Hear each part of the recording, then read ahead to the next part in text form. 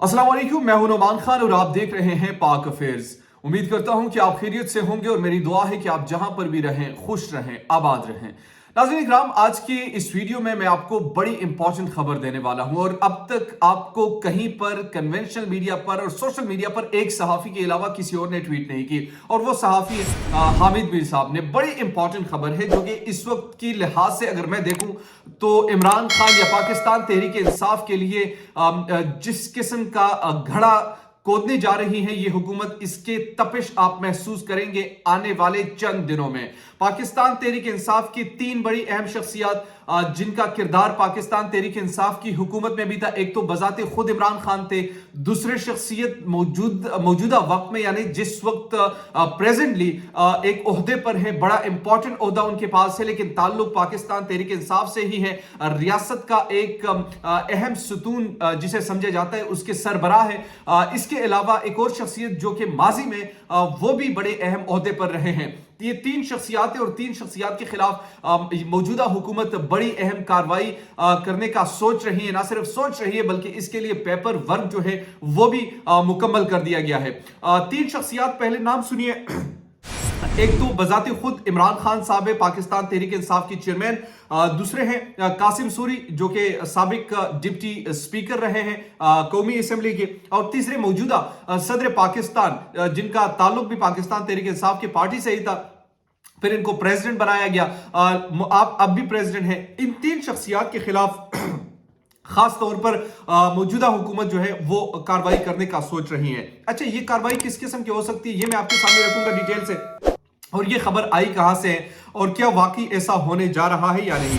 पाकिस्तान तहरीक इंसाफ के चेयरमैन इमरान खान, साबिक deputy speaker कौमी असेंबली कासिम सूरी और इसके साथ साथ सदर आरिफ अलवी पर आर्टिकल 6 लगाने का फैसला किया जा चुका है और इन शख्सियात पर आर्टिकल 6 लगाया जाएगा। आने वाले चंद दिनों में आप देखेंगे हुकूमत ने इस पर अपना पेपर वर्क मुकम्मल कर दिया है और हो सकता है कि आने वाले दिनों में आप इस रेफरेंस को देख भी लेंगे। अच्छा, अब सवाल यहां पर यह उठता है कि आर्टिकल 6 इन पर क्यों लगाया जा रहा है।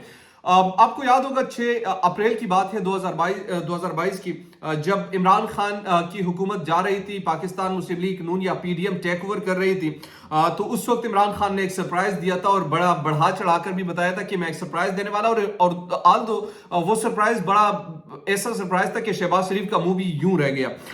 तो उसके बाद रात 12 बजे अदालतें खुलती हैं, यानी वो सरप्राइज ये था कि नो कॉन्फिडेंस मोशन जो है वो कासिम सूरी ने उस वक्त मुस्तरद कर दी थी, रिजेक्ट कर दी थी कुछ वजूहात की बिना पर। रिजेक्ट करने के बाद इमरान खान ने कौम से खिताब किया, वो भी पहले से प्रिपेयर था, कोई 5-6 मिनट का खिताब था जिसमें उन्होंने असेंबलियों को डिसॉल्व कर दिया था। असेंबलियों को डिसॉल्व करने के बाद उन्हें कहा कि अब इलेक्शन की तरफ हमने जाना है, लेकिन रात को 12 बजे अदालतें खुली। अदालतें खुलने के बाद जनाब इमरान खान की हुकूमत जो है वो बहाल कर दी गई। नो कॉन्फिडेंस मोशन का वक्त दिया गया कि ये असेंबली ऐसे अब तहलील नहीं कर सकते, नो कॉन्फिडेंस मोशन पर वोटिंग होगी। वोटिंग होने के बाद फिर जब इमरान खान को वो उनके खिलाफ कामयाब हुई, इमरान खान के खिलाफ, तो उनकी हुकूमत चली गई, पीडीएम ने टेक ओवर कर लिया।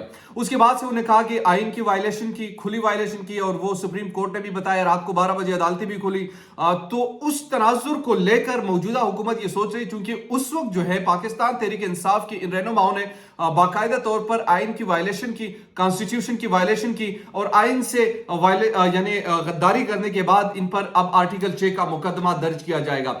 आर्टिकल 6 का मुकदमा दर्ज करने का क्यों इस वक्त सोच रहे? अच्छा, अब इसमें जो इंपॉर्टेंट फैक्टर है इसको आप समझने की कोशिश कीजिए।